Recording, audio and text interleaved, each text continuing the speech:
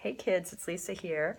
It is day 21 in my 78 days, and I am still in Cleveland, and it is Judgment Day. I'm here for a family wedding, and you can see the lovely Holiday Inn decor behind me. I'm filming on my iPhone, so the perspective is kind of catawampus, and it is what it is, gang.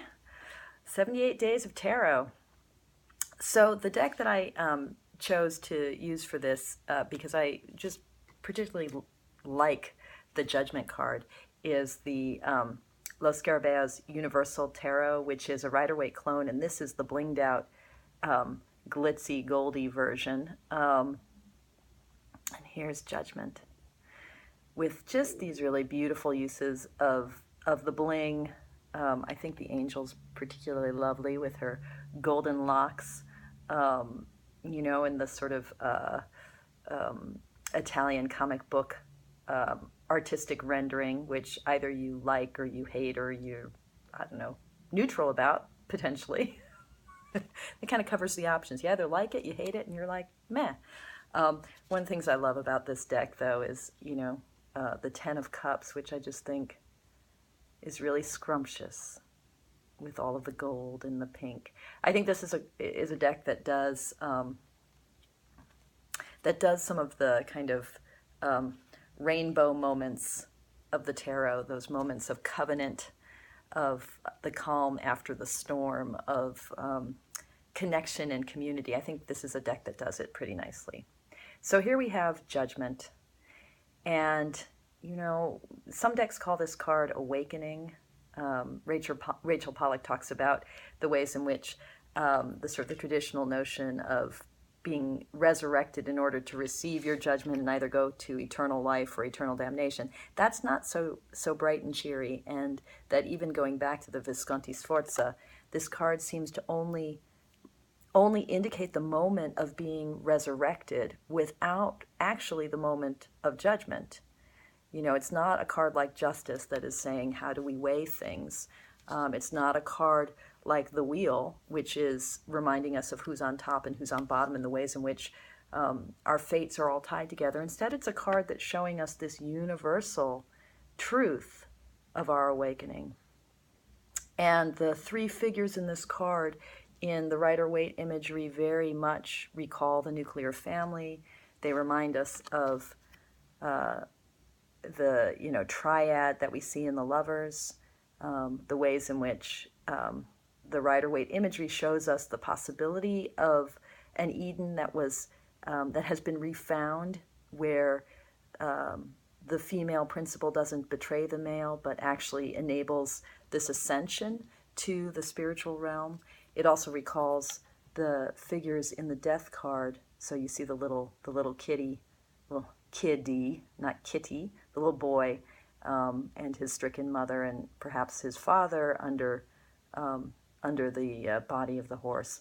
And now we have the resolution of this male and female coming together, this yin and yang, and the union through the child, the same child perhaps that's on horseback in the Sun card. For me, this card is really so much, though, about this central piece. This is a card that is about, is that in focus? This is a card that is about calling, a card about hearing that trumpet, hearing that call that speaks right down into our belly, the call that call of inspiration, that call that reminds us of our truest aspiration. Those moments, everyday moments even, when we feel ourselves being drawn towards something higher, when we feel ourselves yearning and leaning into something that we don't fully understand and yet we deeply, deeply find familiar.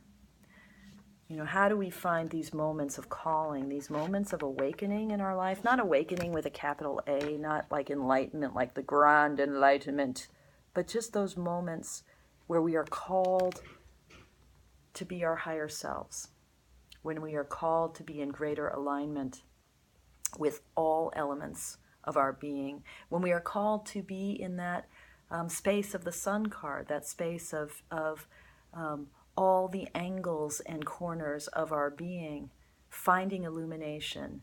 When that crusty crustacean, as Pink Shell Cohn calls the little lobster crayfish figure, that kind of that hard-shelled, primitive, old ancient part of ourselves that's way underground, when that can come into the light, when it all comes into the light, when our whole selves come into the light, that those moments of calling, which may be as simple as seeing the sunlight glint off of a bed of flowers, or smelling the scent of fresh bread, or seeing the eyes of our beloved, or just waking up and realizing that we literally have breath and a body and a life to continue on in this day. Those moments, those little moments of calling, may we just find ourselves leaning into them, believing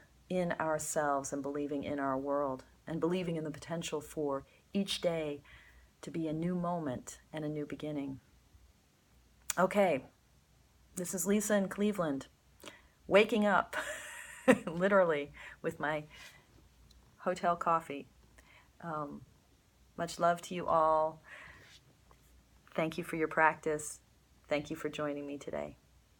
Bye.